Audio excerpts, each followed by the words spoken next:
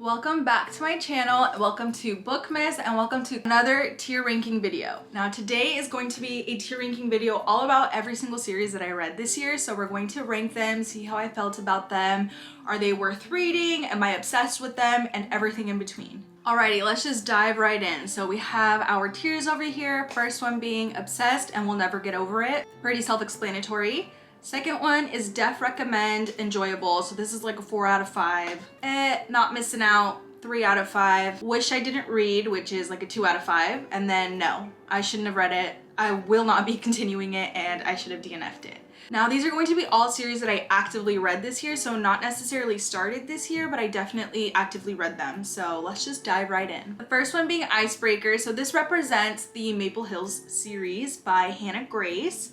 And I'm gonna go with def recommend, enjoyable. This is a solid series. I read 2 out of the 3 books, so I was gonna say all of them, but I haven't read all of them. But the ones that I have read, I have enjoyed a lot. It's basically sports romance, college romance, so anything like that that you think you would be interested in, this probably has. Now, my favorite so far is the second book, which was actually 5 stars for me. It was Wildfire, and I'm obsessed with that book. That book alone would be in the top rank. I've only ever also read the first one, so with both of them together, I would definitely recommend. They're definitely enjoyable, and I have such a fun time reading them. Like I mentioned, sport romance, college romance, very spicy, and then I think each individual one has like different tropes, so whether it be enemies to lovers, childhood friends to lovers, friends to lovers, stuff like that. Definitely recommend it though. I know it's very like overhyped or very just saturated right now. You turn and you see this series everywhere, but I think it's for good reason. I do definitely recommend it. Next up is the Friend Zone series by Abby Jimenez. This one I'm going to also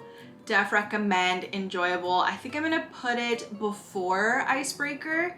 And so this one is one of Abby Jimenez's lesser known series, I think. This one has 3 books. It's The Friend Zone, The Happy Ever After playlist, and Life's Too Short. I had to look behind me because I have them on my shelf. Actually, I've read all 3, definitely recommend all 3.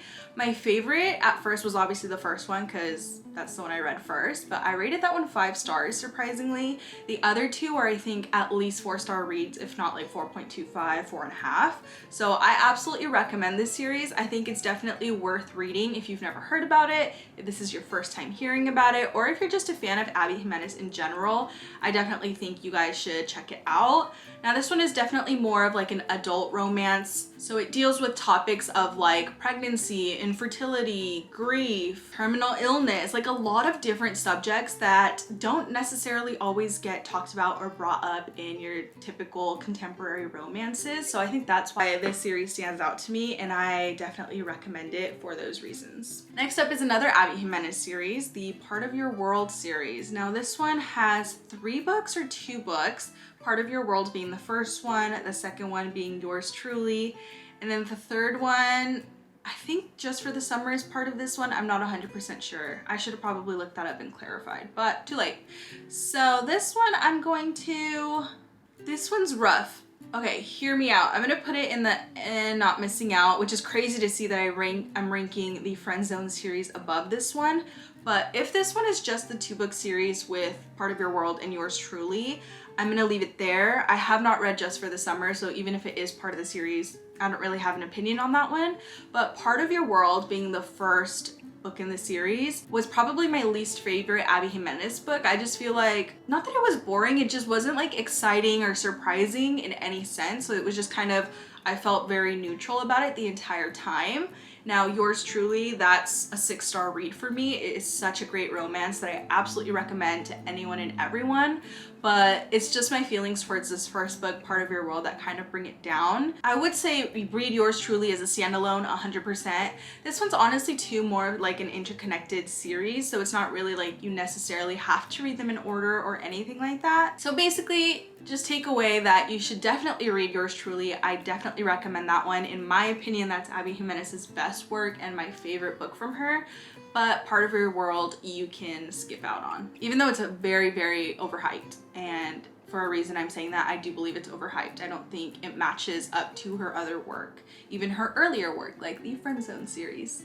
Next up is Boys of Tommen, so starting with Binding 13. I just read this last month, just started it, so unfortunately I've only read one book in the series. For now, I'm gonna also put it in the not missing out. I did end up rating this first book 4.25 stars, which is obviously a great rating, and I really did enjoy this book.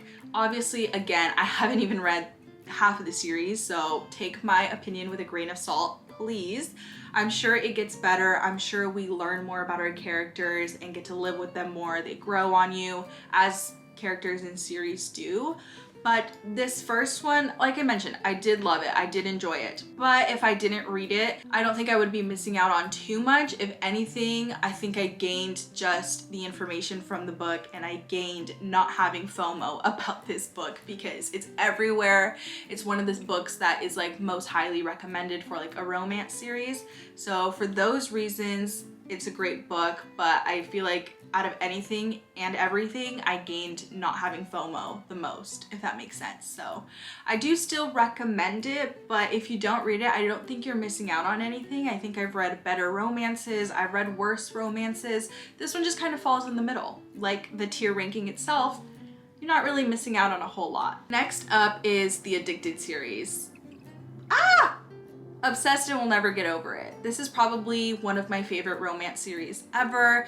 The found family, the topics and themes that are discussed are pretty heavy, pretty substantial. The found family, again, I'm gonna have to mention it because this is probably my favorite found family in any book series. The romance is great. The self-growth is amazing. Now this series is a long one. It's like 10 books, if not more. And I read most of it this year. I think I'm on book like 7. I'd have to double check. They're also behind me up here, but I'm not 100% sure. But I think I'm on like book 7, which is, you know, quite a bit into it. And yeah, I'm obsessed. I love these characters. I'm already mourning them once I finish the series because I don't know what I'm gonna do when I don't have another one of their books to look forward to. I think that's also why I haven't finished this series quite yet, because I just don't want it to end. So obviously that's a huge statement in and of its own, is that I just do not want to finish this series and I want to savor it. I want to take my time with it. This is about Lily and Lauren, who both struggle with addictions. Lily's addiction is a sex addiction, and then Lo's addiction is alcohol addiction. So 2 very taboo type subjects, I feel like, that again, not usually mentioned in contemporary romances. So I think obviously I'm partial to these series because of that and the topics discussed. But like I also mentioned, the found family, chef's kiss. Rose Calloway, Daisy Calloway, Reich, Connor, everybody. I love them. Some of them have their own books, so that's always something to look forward to. The Addicted series is also, I think, kind of combining 2 series. It's the Calloway sisters and then the Addicted series. I'm gonna combine them and just kind of rank them as one. So the Calloway sisters, that would be Kiss the Sky and Hot House Flower. Again, I'm gonna combine them. Those books were great. Lily and her sisters is just such a sisterhood that I love reading about and kind of growing up with them, because they are coming of age in a sense. They're obviously later teens, if not like early 20s. So they are already like adults, but their self-growth and the things that they're battling and they're having to outgrow, and they're facing these really big things that would tear anybody down, I just think is awesome. And I don't want to talk about this series forever, so I'm gonna leave it at that. But absolutely, I don't think this is overhyped. I think once you read on past the first book and you start to kind of get a feel of the entire like side characters, you'll really see why this is such a popular book series. Okay, continuing. Now, I will do a little disclaimer here, and I want to say I probably won't have any series in the no section because I feel like I'm pretty good at judging the types of books that I am gonna like. So obviously there's millions of series out there, and I usually try to do my due diligence in picking up a series that I feel like I'm at least remotely interested in and that I'll at least like. I don't just pick up series like willy-nilly, especially knowing that they're series, because once I pick it up, like I need to finish it. Like that's something about me. So just a quick little disclaimer, but let's move on to see what I think of the Housemaid series. So this is Frida McFadden. This is a thriller mystery series, which I think is probably one of the only ones on here, which is kind of interesting. I am going to rate it in the and not missing out, because I feel like the series is solid in general, but I feel like it's more of like a beginner type series. I love thriller mysteries. That's one of my favorite genres. And honestly, I feel like Freida McFadden's thriller mysteries, like the best things about them are that they're super fast paced, short chapters, easy to get into, but they're not super out of the box, not super plot twisty, puzzle-like complex, which sometimes I want in a thriller mystery. So if you don't read the series, I don't think you're missing out. If anything, again, it's the FOMO, it's the fact that it's everywhere, it's very oversaturated, it's all over BookTube, Book Talk, Bookstagram. So for those reasons, if you just want to know what the heck it's about, read it, or honestly just look up spoilers. But I don't think you're necessarily missing out on a whole lot. I think overall it's probably like a 3.5, 4-star series for me. The last book, The Housemaid's Secret, I think. The Housemaid is Watching is the third book, and that one I actually rated like 4.5 stars, almost 5, because I really enjoyed it. But you obviously, I feel like, wouldn't get those feelings without the attachment of reading the entire series and building the attachment for Millie, who's the main character. So obviously I feel like I rated that one really highly because it's kind of the culmination of the series and it comes to a close at the end of it, and you know, you've kind of stood by these characters for a couple books now. So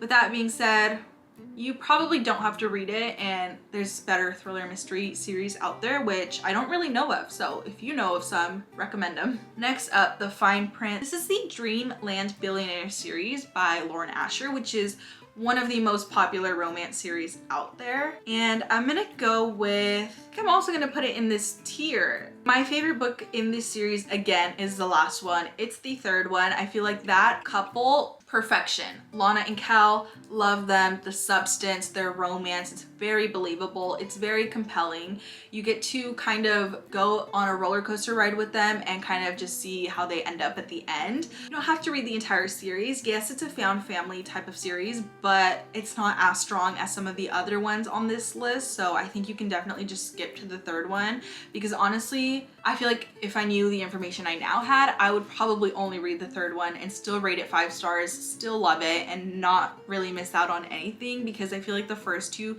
just aren't Lauren Asher's strongest work. Not that I regret reading them, because I did enjoy them and I love knowing what they're about. I've just read a lot of other better romance books, so I'll leave it at that. The Naturals, YA crime fiction series. Again, I've only read one of the books in this series, so take my opinion with a grain of salt, because I'm sure the rest of the series is really, really good. But I'm probably gonna go with, I think this is one of those series I read because I really wanted to know what it was about. I've seen it for years all over like the content that I consume, so I was really just very curious to see what the heck it was going to be about, and I did enjoy this book. I rated it 4 stars, which obviously is good. It's a great rating, very solid. I am probably going to continue the series because I do genuinely like it, but with that being said, I feel like I wouldn't have missed out too much if I didn't read it. Yeah, I don't really know. I think that's really it. I don't have too many like strong or negative feelings toward this book or this series in general, but I think if I didn't read it, I would be just fine, and I don't really feel like I would be missing out on anything. I think that's it. But I am gonna continue it because it was good, it was solid. So maybe if I got maybe 2 or 3 books into it, I would rate it higher. But again, only 1 book in. I actually read it just last month, so I just started it. It's also pretty fresh in my memory, and I still would rate it at this tier for now. Powerless by Lauren Roberts. Honestly, I'm gonna go with def recommend, enjoyable. Now, another grain of salt. I don't read too many romanticises, so my opinion is kind of limited in that sense, but Powerless was a very fun, enjoyable, and adventurous read. I have seen many people relate it to The Hunger Games in the sense that it's very similar, and I will agree there were very many similarities that I feel like Lauren Roberts could have just done different choices and it still be as strong and as good as the book was, but I just don't think it had to be as similar. So I didn't love that about this book, but I still found it very adventurous, very fun. That's like the biggest takeaway that I had from reading this book. I do have the other 2 books that are currently out in the series like in my library. I just haven't gotten to them. So again, pretty limited because I haven't read the entire series, but I am planning on continuing it and picking up the new release that comes out next year. But I do recommend it because I had a lot of fun. And if you're someone like me who doesn't read too many fantasies but wants to dip your toe into the genre, then I think this is a great one to go with. It's not super advanced world building, which I feel like can be pretty intimidating for someone like me. And so that's why I'm saying I recommend it, because it's not super advanced into that genre. There are some other like high fantasies type of series that I do shy away from, and this is not one of them. So I do recommend it, and I had a great time reading it. Magnolia Parks universe, gonna go with Obsessed and Will Never Get Over It, which is funny because when I first read the first book, I didn't think that would be my opinion. The first book is the Magnolia Parks book, and I rated it maybe 3.5. I just remember being sort of tired by the end of it, and I had a whiplash. I 50% loved it, 50% hated it. It's kind of jarring, honestly, to just dive right into that world and then get slapped around so many times, but I did just finish the series last month. It's not over. There are still going to be more Daisy Hates books, which haven't been announced yet, but I believe Jessa Hastings, the author, has said it will continue. So obviously I haven't read the books that aren't out yet, but I have read the ones that are. I'm obsessed. The found family aspect, one of the best. I definitely recommend this series. You'll probably fall in love with Daisy, Christian, BJ, Magnolia, as I evidently have after this long journey of reading the entire series. Now, my favorite characters and my favorite books are the Daisy Hates books and the characters in that book, or in those books, because they're just built different, honestly. But Magnolia and BJ, I loved their journey. I think Jessa Hastings did a really good job of pacing out their romance in a great way and having us grow with these characters, learn with these characters, and just sort of feel for them. Yeah, that kind of made me obsessed. The last book was Magnolia Parks Into the Dark, and I really enjoyed it. I think that was one of the best books in the series, and I absolutely recommend this series. Even though it is very popular, I do still think it's worth reading. Reckless, Elsie Silver. This is the Chestnut Springs series, and I'm gonna go with, I'll go here. Def recommend enjoyable. It's not my favorite romance series. Obviously, it's not in the top tier. I did have a 5-star read in the series, it being, I think, the third book, Powerless, with Jasper and Sloane. I think that is probably the best book in the series, just because I knew going into it, it was going to be probably my favorite, just because we get tidbits of Jasper and Sloane throughout the other books. It is childhood friends to lovers, which is one of my favorite romance tropes ever, if not my favorite. So I kind of just knew going into it that that's the book that I was going to be most attached to. Now, this is a cowboy sort of romance, found family, those same similar types of tropes where we have like enemies to lovers, friends to lovers, childhood friends to lovers. So obviously I will recommend it for those reasons. Popular, it's enjoyable, has some great substance, it's decently spicy, not too much, not too little. I think it's a very well-rounded series. I haven't finished it. I am now on the green book. I don't even know which one that is. It's the fourth one. I read Reckless, Heartless, Powerless, and now I'm on the fourth one. So not done with it yet, but I think overall it's probably gonna be a 4.5 star series for me. Okay, continuing, Firefly Lane by Kristen Hanna. I think this is a 2-book series, only read the first one, so 50% of it there. I am gonna go with, honestly between Obsessed and Will Never Get, I'm gonna go with Obsessed and Will Never Get Over It without even having finished half of the series, because I think it's 2 books. But Firefly Lane is such a good book. 4.5, 4.75 stars for me. If you're a woman, I think it's a must read.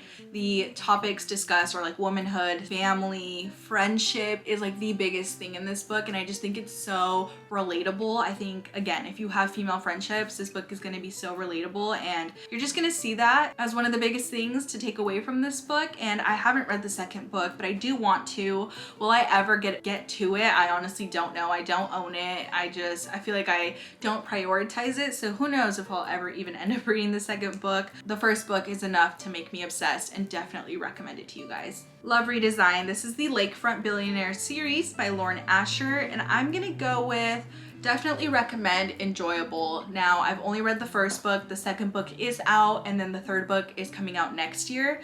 But the first book is about Julian and Dahlia, I think. I don't even remember their names. It's been a minute. But I loved that the characters were Latino. So obviously representation matters to me, and it probably got boosted a little bit because of that. But it's another contemporary romance series. This is one of Lauren Asher's series, and so far I do think I like it more than the Dreamland Billionaire series. And I think just with her experience, I think the books are getting better and better and just more strong. So I think I like this series over Dreamland Billionaires, and I do recommend it because it's a solid romance. Butcher and Blackbird, I'm gonna definitely recommend it because if anything, this is one of the most enjoyable books that I have ever read. Now, this is also a 3-book series, third book coming out next year, and I have the second book and I haven't finished it. So this is called the Ruinous Love Trilogy, and overall contemporary romance. This is sort of a darker romance because it's very spicy. It's with serial killers and murder, but it's very adventurous and a very, very strong, interesting plot that overall I think is what supersedes anything else in this romance. It's also very, very, very spicy and sort of a taboo type of spicy, I will say that. But because of the tier literally saying enjoyable, it has to go here. I think it's so fun, and it's definitely a unique and maybe acquired taste, but you know, do with that information what you will. Last but not least, It Ends With Us, Colleen Hoover.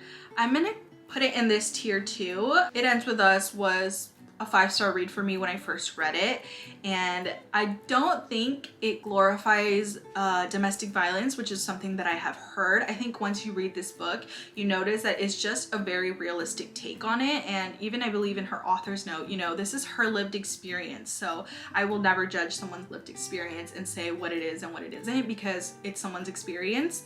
Now, is it marketed as a romance? Yes, but then again, it is a romance if you read it. It's just complex, you know, as life is. So I actually read this book on Valentine's Day a few years ago because I didn't really know what it was about, but obviously it looks like a romance and people loved it. So I just, you know, literally read it on Valentine's Day, and I was upset by the end of it. But with that being said, I think it's one of those romance books that is going to stand the test of time. It has a movie that obviously just came out with Blake Lively, watched it. It's just kind of a cultural phenomenon, and I think you should read it because of that. And the second book was also good. I don't think it's up to par with the first book, but I still enjoyed it and it was decent. Now that is it. I actually have to get going. My camera's overheating. All these things are happening. So I'm gonna go. But thank you for watching, and I'll catch you guys in my next video. Bye.